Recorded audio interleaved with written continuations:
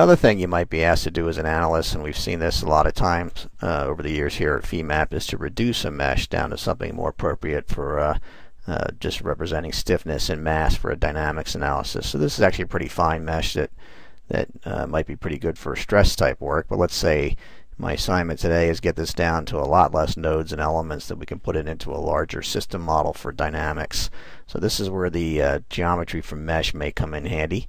So I'll just start again. Let's do the whole thing, turn it into geometry. So I'll say surface from mesh, and the first thing we'll do is I'm going to pick the big planar area and turn that into a mesh. So Femap's got this nice little tool where I can pick one face that I like and give it an angle tolerance that I'll make pretty close to 0.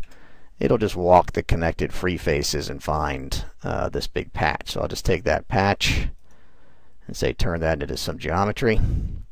That then leaves me with a middle piece here that I'll grab and turn into another face. And then we can just do the sides, crank them off into geometry on their own. And I'll just grab this one as well.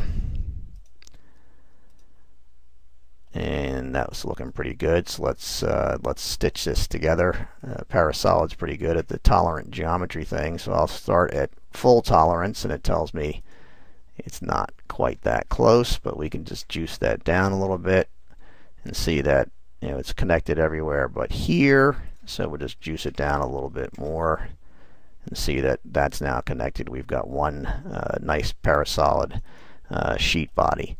Now to get these blends back in, I'll probably use our little tool here just to burn a cut line from that point to that point. And same thing on the other side from that point to that point. So right now I've got a nice piece of geometry that represents that former mesh very well.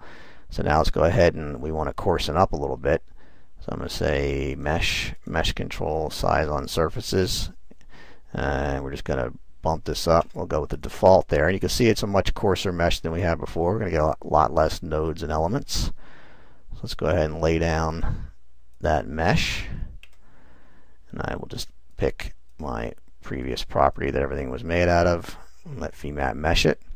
Now the neat thing we could do here when we're trying to get the node and element count down is these holes obviously at this point with the coarse mesh to the fine mesh, it's just not a good stress mesh at all, but for dynamics we can clean that even further. So I'll do a feature removal, and I'm going to add a mesh point automatically. So now Femap actually removes that hole but puts a point in and a node, so that later on if we need to grab it there in our system model, we'll have a node at that location.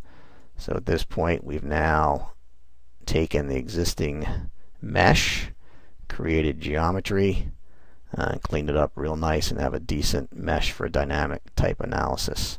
Just turn off the underlying surfaces. I think you'll see we got a really nice mesh at a much coarser resolution.